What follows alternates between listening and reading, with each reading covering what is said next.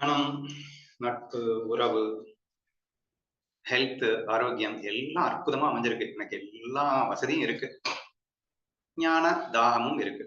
இன்னொருத்தனுக்கு எதுவுமே இல்ல அப்படின்னா, பண பற்றாக்குறை பிளஸ் நட்புகள், உறவுகள் எதுவுமே இல்ல. ஒரு பதவி இல்ல, புகழ் இல்ல, எதுவுமே இல்ல. நோய் வாய்ப்பட்டிருக்கு உடம்பு. எந்த ஒரு நிலைமையில ஞான தாகம் இருக்கு. 2 பேருக்குமே ஞான தாகம் இருக்கு. 2 பேருக்குமே ஞானம் என்னதென்று புரிகிறது. 2 பேருக்குமே ஞான தாகம் இருக்கு. சரியா? இப்ப யார வந்து ஃபாஸ்ட்டா ப்ராசஸ் பண்ணுவாங்க அப்படிங்கிறது தான். ஞானத்துல ஜெயிப்பாங்க அப்படிங்கிறது தான் நம்ம கேள்வியா வச்சிருக்கோம். So most of the people வந்து அந்த ஞானதாகம் இருக்குன்னு சொன்னீங்க இல்லையா? அந்த ஞானதாகத்தினுடைய அளவ பொறுத்து அப்படிங்கிற மாரி தான் மேஜரா நீங்க சொல்றீங்க. இந்த ஞானதாகத்தின் அளவு அவன் எந்த நிலையில் இருந்தாலும் சூப்பரா வந்துர முடியும் அப்படிங்கிற மாரி ஒரு கான்செப்ட்ட ஒரு 2, 3 பேர் சொல்லியிருந்தீங்க. பட் அது போக மேக்ஸிமம் எல்லாரும் என்ன சொல்லிட்டீங்க அப்படின்னா, நம்ம வந்து எதுவுமே இல்லாத நிலையில இருக்கும்போது ப்ராசஸ் பண்றதுக்கு ஆப்பர்ச்சுனிட்டி கிடைக்குது இல்லைங்க. அங்க வந்து எல்லா ஆப்பர்ச்சுனிட்டியும் அவனுக்கு இருக்கு. அப்போ ஞானத்த அவன் கத்துக்கலாம், தெரிஞ்சுக்கலாம். ஆனா ஞானத்த பயிற்சி பண்றதுக்கு அங்க ஒண்ணுமே இல்லையே. ஆனா இங்க பாருங்க, இவனுக்கு எதுவுமே இல்ல. ஆனா ஞானம் தான் தெரிஞ்சு போச்சுன்னு முதல்லயே சொல்லிட்டீங்கல்ல. இப்ப ப்ராசஸ் பண்றது யாருன்னு தானே கேட்டிருக்கீங்க. ஞானம் தெரிஞ்சுக்கிறதுக்கே என்ன வேணும்னு கேட்டா வேணா அத சொல்லலாம். இப்ப 2 பேருக்குமே ஞானம் இருக்கு, ஞானதாகம் வந்துருச்சு. 2 பேருமே சாதகன்னு சொல்லிட்டீங்க. இப்ப யார் இந்த சாதகத்துல பிராக்டிஸ் பண்ணி வேகமா போவான்னு மட்டும் தானே கேள்வி. அப்படி பார்த்தீங்கன்னா, கண்டிப்பா எதுவுமே இல்ல அப்படிங்கிறப்போ, இருக்கவே இருக்கு ஞானம். அப்ப நமக்கு ரிலாக்ஸா நம்ம சந்தோஷமா வாழணும்னா, இத இறுக்கி பிடிச்சு தானேங்க ஆகணும். இருக்கிறதே ஒண்ணுன்னா, அத மட்டும் நம்ம இறுக்கி பிடிச்சு தானே ஆகணும். வேறு கதியற்றவனாய் ஞானத்தை பிடிப்பதற்கான அற்புதமான ஆப்பர்ச்சுனிட்டி இங்க தானேங்க இருக்கு. அவனுக்கு ஞானத்த கத்துக்கிறதுக்கு வேணா ஆப்பர்ச்சுனிட்டி நெறைய இருக்கலாங்க. பட் அத அப்ளை பண்றதுக்கான ஆப்பர்ச்சுனிட்டி அவனுக்கு இல்லையா? அப்படிங்கிற மாதிரி நெறைய பதில்கள் நீங்க சொல்லியிருந்தீங்க அப்படிங்கிற மாதிரி வருது. சரியா? சரி. இப்ப என்னுடைய பதிலுக்கு நான் வந்துர்றேன். இத நான் எப்படி பார்க்கிறேன் அப்படின்னா, ஓகே அதிகார பேதம் அப்படிங்கிற விதத்திலயும் சொல்றோம். மந்தாதிகாரி, மத்தியமாதிகாரி, உத்தமாதிகாரின்னு பிரிக்க வேண்டியது இருக்கு அப்படிங்கிறதெல்லாம் சொன்னீங்க. அது ஞான தாகத்தின் அடிப்படையில தான் பிரிக்க வேண்டியது இருக்கு அப்படின்றதும் வந்துரும்னு வச்சுக்கோங்களேன். பட் நான் இத எப்படி பார்க்கிறேன் அப்படின்னு சொன்னா, ஞானமே சுத்தமா இல்லாதவன், ஞானம்னா என்னன்னே தெரியாதவன், ஞானமே புரியாதவன், அவன் வந்து அவன வேணா மந்தாதிகாரின்னு வச்சுக்கோங்க. சரியா? ஒன்ஸ் புரிஞ்சிருச்சு இதுதான் ஞானம்னு தெரிஞ்சிருச்சுனாலே அவன் வந்து மத்தியமாதிகாரிக்கு வந்துட்டான்ல. அடுத்து ப்ராசஸ் பண்ணி ஞானி மட்டும் தானே ஆகணும். ஒண்ணுமே தெரியாத நிலையில இருக்கின்ற அஞ்ஞானிய தானே மந்தாதிகாரின்னு சொல்ல முடியும். அல்லது சாதகன் எல்லாம் தெரிஞ்சதுக்கு அப்புறமும் கூட 3 நிலையா பிரிக்கலாம். எல்லாம் புரிஞ்சிருச்சு. ஆனா ப்ராசஸ் பண்றதுல மந்தமா ப்ராசஸ் பண்றான், மத்தியமமா ப்ராசஸ் பண்றான், உத்தமா ப்ராசஸ் பண்ணலாம் அப்படின்னு பிரிக்கலாம். இப்போதைக்கு என்னுடைய கான்செப்ட் நான் என்ன கொண்டு வர்றேன் அப்படின்னு சொன்னா, இந்த சூழல் எப்படி இருந்தா நம்ம ஃபாஸ்ட்டா போகலாம் அப்படிங்கிறது தானே எனக்கு கேள்வி. அப்போ சூழல் எப்படி இருந்தா ஃபாஸ்ட்டா போகலாம்? ஃபர்ஸ்ட் திங் என்னன்னா, உங்களுக்கு எதுவுமே தெரியல அப்படின்னு சொன்னா, உங்களுக்கு சில வசதி வாய்ப்புகளோட நீங்க முதல்ல பகவத்கீதையை கத்துக்கோங்க. ஞானத்த தெரிஞ்சுக்கோங்க. ஞானம் என்னன்னு புரிஞ்சுக்கோங்க. பட் ஒன்ஸ் புரிஞ்சிருச்சு அப்படின்னா, இதுதான் ஞானம்னு தெரிஞ்சிருச்சு அப்படின்னா, இப்ப புத்தன் வந்து தான் தெரிந்து கொள்வதற்காகவே அனைத்தையும் துறந்தார். பட்டினத்தார் புரிஞ்ச மொமெண்ட்ல எல்லாத்தையும் துறந்தார். சரியா? அப்போ புத்தரும் பட்டினத்தாரும் ஏன் துறந்தார்கள்ன்ற ஒரு கேள்வி வருது. ஏன் துறந்தார்கள் அப்படின்னா, அவங்க எல்லாத்தையும் வச்சுக்கிட்டு ப்ராசஸ் பண்றதை விட, எதுவுமே இல்லாம ப்ராசஸ் பண்றது ஈஸின்னு நினைச்சாங்க அப்படிங்கிற மாதிரி வருது. சரியா? இப்போ இது ஈஸி, கஷ்டம்னு சொல்லிட்டாலே அங்க எங்கேயும் இடிக்குது இல்ல. ஞானம்னாலே சமபாவனை தானே. எல்லாத்தையும் ஒண்ணா பாருங்கிற சமபாவனையில நீ என்னத்த ஒண்ணு? அட இத்தன நாளா நான் அத மேல பார்த்துட்டேன், இத கீழ பார்த்துட்டேன். இப்போ நான் கீழ இருந்தாதான், கீழ இருப்பதை சுவைத்து, சுவைத்து அத மேல பார்க்கிறதுக்காக நான் இங்க வர்றேன். அப்படின்னு சொல்லிட்டு இந்த பட்டினத்தார் போன்றவர்கள் என்ன பண்ணிட்டார்கள் அப்படின்னா, ஏன்னா அத நான் ஏற்கனவே பார்த்தாச்சு. ஆனா சமபாவனை அப்படிங்கிறப்ப இத நான் கீழயே பார்த்தேன். இத நான் வந்து அத சமமா பார்க்கல. பட் இத நான் அனுபவிச்சு, அனுபவிச்சு அதுக்கு சமமாக்குறதுக்கு நான் இத கீழ வந்தா தானடா முடியும். நான் அங்கேயே இருந்துகிட்டு நான் எப்படி வந்து இத பார்க்க முடியும்? என்ற ஒரு நிலையை நீங்க எடுத்துக்கலாம். சரியா? சோ அந்த பேசிஸ்ல பார்க்கும்போது, புத்தர், பட்டினத்தார் போன்றவர்கள் செய்வதெல்லாம் வந்து அனைத்தையும் துறந்து விட்டு, அப்ப எதுவுமே இல்லாத நிலையிலிருந்து ப்ராசஸ் பண்ணி, அவங்க ஞானத்த அடையறதுக்காக ட்ரை பண்ணாங்க அப்படிங்கிற மாரி வருது. அப்போ சரி உத்தம அதிகாரின்னு ஒண்ணு இருக்குல்ல, எல்லாத்தையும் வச்சுக்கிட்டு ப்ராசஸ் பண்ணாங்கல்ல, நம்ம தினகரன் இல்லையா? நம்ம கிருஷ்ணன் இல்லையா? ஒரு மன்னனாகவே வாழ்ந்தும் ஞானியாக வாழவில்லையா அப்படிங்கிற மாதிரி எல்லாம் கேள்வி வருது. அவங்களுக்கு எல்லாம் உத்தம அதிகாரிப்பா அப்படிங்கிற மாதிரி நீங்க சொல்றீங்க. எனிவே என்னுடைய பதில் வந்து, நம்ம ப்ராசஸ் எப்படி இருக்கணும் அப்படின்னா, ஃபர்ஸ்ட் திங் எல்லாம் புரியுற வரைக்கும் நீங்க எப்படி வேணா இருங்க. பட் ஒன்ஸ் எல்லாம் புரிஞ்சிருச்சு, எனக்கு இதுதான் ஞானம், இதுதான் என் இலக்குன்னு நிர்ணயிச்சிட்டேங்க அப்படின்னா, அடுத்த ஸ்டெப் எதுவுமே இல்லாத நிலையிலிருந்து ப்ராசஸ் பண்றது.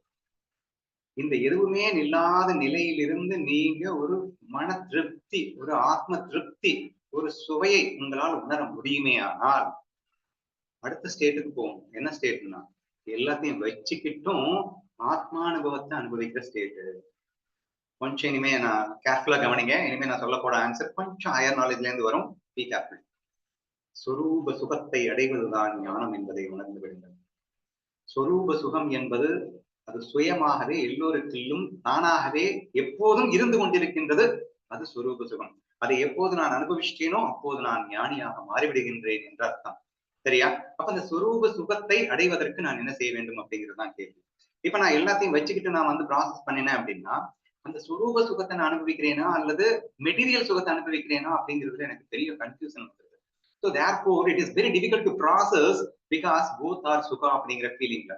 பட் ஃபர்ஸ்ட் ஆஃப் ஆல் என்னுடைய சுரூப சுகத்துக்குள்ள நான் அனுபவிக்கணும் அப்படின்னு சொன்னா மெட்டீரியல் சுகத்தை தூக்கி குப்பையில போட்டுட்டு அதை எதுவுமே இல்லாமலும் நான் ஒரு சுகத்தை அனுபவிக்க முடியும் அப்படிங்கிற ப்ராசஸ்க்குள்ள நான் என்ட்ரி ஆகும்போது automatically I will enjoy my ஸ்வரூப சுகா. அப்ப ஸ்வரூப சுகத்தை நான் எப்போது அனுபவிக்க முடியும் என்றாலே நான் இந்த மெட்டீரியல் சுகத்தை விட்டு ஒழித்தால் தான் நான் ஸ்வரூப சுகத்தை அடையவே முடியும் அப்படிங்கிற அந்த பேசிக் கான்செப்ட்ல இருந்து பார்க்கும்போது எஸ் இட் இஸ் நெசசரி அப்படிங்கிற மாதிரி வருது. இது ஸ்டார்டிங்ல if you want to enjoy the Swarup Suga then you should not get confused with material sukha and swarupa sukha. சரியா? மெட்டீரியல் சுகான்னா நீங்க விஷய சுகான்னு வச்சுக்கோங்க. சரியா? விஷய சுகத்துக்கும் ஆத்ம சுகத்துக்கும் அப்படிங்கிறதுல கன்ஃபியூசன் வராம இருக்கணும் அப்படின்னு சொன்னா, நம்மள நாமே ஏமாத்திக்காம இருக்கணும் அப்படின்னு சொன்னா, அப்போ எதுவுமே இல்லாத நிலையில் என் சுரூபானந்தத்தை நோக்கி நான் பயணம் பட வேண்டும். அப்ப நான் யாருன்னு புரிஞ்சிருச்சு, இங்கே சச்சிதானந்தமாய் நானே இருக்கின்றேன்னு புரிஞ்சிருச்சு. அப்போ இந்த சச்சிதானந்தத்தை தான் இந்த விஷயத்தில் இந்த சூழ்நிலையில் வெளிப்படுத்தி மகிழ்கின்றேனே தவிர இந்த மெட்டீரியல்ல ஒரு மண்ணாங்கட்டியும் இல்ல, ஆக்சுவலா என்னில் தான் அனைத்தும் இருக்கின்றது என்று அதை வெளிப்படுத்தி மகிழ்வதற்காக நான் மெட்டீரியலுக்குள்ள வர்றேன்டா என்ற அந்த சுரூப சுகத்தை உணர்வதற்கு பற்றி விலக்கி வைத்த அந்த சுரூபத்தை உணர்வது பெட்டர் என்றே நான் நினைக்கின்றேன். சரியா? ஆனா ஒன்ஸ் இதை நீங்க ஜெயிச்சிட்டீங்க அப்படின்னு சொன்னா நெக்ஸ்ட் ப்ராசஸ் இன்னும் நீங்க பண்ணலாம். இதுல ஜெயிச்சாதான் அடுத்த ப்ராசஸ்ல ஜெயிக்க முடியும். எந்த ப்ராசஸ்? உத்தமாதிகாரி அப்படின்னு சொன்னோம். ஸ்வரூப சுகத்துல இருக்கிற போது மட்டும்தான் நீங்க மெட்டீரியல்ஸ்ல இருந்தா கூட நீங்க அதனால பாதிக்கப்படாம இருக்கீங்க. இப்ப ஜனகர் மாதிரி அதெல்லாம் உத்தமாதிகாரின்னு நீங்க சொல்லிட்டீங்க, தட்ஸ் ஓகே. பட் ப்ராசஸ் எப்படி பண்றது அப்படிங்கறத நான் சொல்லிட்டு இருக்கேன். சோ ஈஸி அப்படிங்கிற அடிப்படையில பார்க்கும்போது எதுவுமே இல்லாம ப்ராசஸ் பண்றது ஈஸி, எல்லாத்தையும் வச்சுக்கிட்டு ப்ராசஸ் பண்றது அப்படிங்கிறது இதுல ஜெயிச்சா அது ஈஸி. எதுவுமே இல்லாம உங்களால சுகமா வாழ்ந்துட்டீங்கன்னா அது ஈஸி. சோ ப்ராசஸ் அப்படிங்கிற அடிப்படையில நம்ம கேள்வி கேட்டிருக்கோம். நீங்க சொல்றது உண்மைதான், ஞானதாகம் மட்டும் முழுமையாக இருந்து விட்டால் எது எப்படி இருந்தால் என்ன அப்படின்னு சொல்லிட்டு. But what is the hierarchy, what is the எப்படி எந்த ஸ்டெப்ல நான் ப்ராசஸ் பண்ணா எளிது அப்படிங்கிற அந்த கேள்விக்கு வரும்போது எதுவுமே இல்லாத நிலையில் நீங்கள் ப்ராசஸ் பண்ணி ஜெயிக்கணும். அதுக்கப்புறம் எல்லாம் இருந்தாலும் அப்ப ஆட்டோமேட்டிக்காவே அது நான் இல்லை, அது எல்லாமே கண்ணனுடையது அல்லது அதுக்கு எனக்கு சம்மந்தமே இல்லை அப்படின்னு நான் சுரூபத்துல தான்டா இருக்கேன் அப்படிங்கிற தெளிவோட நீங்க அதுல அட்டாச் ஆகாம இருக்கிறதுக்கு உண்டான முயற்சியை நீங்க செய்யணும். அதுலயும் நீங்க ஜெயிக்கும் போது மட்டும்தான் நீங்கள் ஒரு முழுமையான ஒரு திருப்தியை, ஏன்னா அந்த ஆத்ம சுரூபானந்தத்தை நீங்கள் பெற்றிருக்கிறீர்கள் என்று அர்த்தமாகிறது. இது ஏன் அப்படி நான் சொல்றேன் அப்படின்னா, எதுவுமே இல்லாத நிலையில ஞானத்தை பிடிச்சுக்கிட்டு நான் ரிலாக்ஸ்டா இருக்கேன், நான் ரிலாக்ஸ்டா இருக்கேன் என்று சொல்லி ஏமாத்திக் கொள்ளவும் முடியும். எல்லாத்தையும் வச்சுக்கிட்டு சொரூப சுகத்துல இருக்கேன்னு ஏமாத்திக்க முடியும். எதுவுமே இல்லாம ஞானத்தை நான் ஞானத்துல இருக்கேன், எனக்கு எதுவுமே இல்லைனாலும் எனக்கு ஒண்ணு இல்லை, எனக்கு ஒண்ணு இல்லை வெறும் வாயால் சொல்லிக்கொண்டு சொரூப சுகத்தை அனுபவிக்காமலும் உன்னால் இருக்க முடியும். அப்போ உண்மையான சொரூப சுகத்தை நீ எட்டும் போதுதான் ஆட்டோமேட்டிக்கா நீ மெட்டீரியல் இருந்தாலும் இல்லைன்னாலும் நீ அந்த கான்ஸ்டன்ட் சுகத்துல உன்னால இருக்க முடியும் என்ற ஒரு விஷயத்த புரிஞ்சுக்கணும். இப்போ இப்படியும் ஏமாத்திக்கிற சான்ஸ் இருக்கு அப்படின்றத புரிஞ்சுக்கோங்க. அப்போ ரியல் பிளிஸ் அப்படிங்கிறது கான்ஸ்டன்டா எவ்வளவு நாள் வேணா நான் இந்த, அதாவது அந்த டிஃபரன்ஸே தெரியக்கூடாது அப்படிங்கிறது. மெட்டீரியல்ஸ் இருக்கிறதுக்கும் மெட்டீரியல்ஸ் இல்லாம இருக்கிறதுக்கும் எப்ப எனக்கு டிஃபரன்ஸே சுத்தமா தெரியலன்ற ஃபீல் வருதோ அப்பதான் நீங்க சொரூபத்துக்கு போறீங்க அப்படின்னு அர்த்தம். அப்படி போயிட்டேங்க அப்படின்னு சொன்னா அதுக்கப்புறம் நீங்க சொன்னதுதான். அப்ப ஞானிக்கு மட்டும்தான், சுரூபத்துல இருக்கிறவனுக்கு மட்டும்தான் எல்லாம் வச்சிருந்தாலும் ஒரு மண்ணாகட்டியே அவனுக்கு ஒண்ணு ஆகாது. எதுவுமே இல்லைன்னாலும் அது ஒண்ணுமே அவனுக்கு செய்ய போறது இல்ல. இது ஞானிக்கு, முழுமையான ஞான நிலையில் இருக்கின்றவனுக்கு அது மேட்டராவே தெரிய போறது இல்ல. ஏன்னா அவன் அவனில் இருக்கின்றான். மேலும் இவைகளெல்லாம் இவனுடைய மாய பிம்பமாகவே பார்க்கின்றான். இவைகளெல்லாம் தன்னை விட்டு தனியாகவே இல்லை என்றும் அவனுக்கு தெரிகிறது. they are all interconnected with him தான். பட் இப்போதைக்கு சும்மா நாச்சுக்கும் பண்ணுக்காக வேண்டும் என்று இவனாகத்தான் இப்படியெல்லாம் வலம் வந்து கொண்டிருக்கின்றான் என்று மாயையை எல்லளவும் ஒரு தெளிவாக, அதாவது எல்லளவும்னா தவறாக புரிந்து கொள்ளாமல் கம்ப்ளீட் அண்டர்ஸ்டாண்டிங்கோடு இருக்கும் போது அவனுக்கு எந்த கன்ஃபியூஷனும் இருக்காது. சரியா? So finally my conclusive answer என்ன அப்படின்னா, நீங்க ஞானத்தை கத்துக்கொண்ட வரைக்கும் உங்கள் எந்த நிலையிலும் இருக்கலாம். கற்றுக்கொண்ட பிறகு புத்தர் பட்டினத்தாராக மாற வேண்டும். அதில் சற்று வெற்றி கண்ட பிறகு மறுபடியும் எப்படி வேணா இருக்கலாம். ஸோ திஸ் இஸ் தி வே நீங்க ப்ராசஸ் பண்ணணும் அப்படிங்கிறது தான் என்னுடைய பதில். ஸோ நீங்க ஆன்சர்ஸ் எல்லாம் சரியா சொல்லிட்டீங்க. அப்புறம் ஒரு கொஸ்டினை கேட்டேன், நீங்க எல்லாம் என்ன ஸ்டேஜ்ல இருக்கீங்க அப்படின்னா, எல்லாத்தையும் விட்டுட்டு நாங்க சந்தோஷமா வாழ்ற ஸ்டேட்ல இருக்கோம் அப்படின்னு சொல்லிட்டு, ஆனா என்ன பண்ணிட்டு இருக்கீங்க அப்படின்னு கேட்டா, ஒரு புரியாத புதிராகவே இருக்கின்றது என்பது போல் பதில் முடிந்தது. அதை சற்றே சிந்திக்கலாம். This is my answer.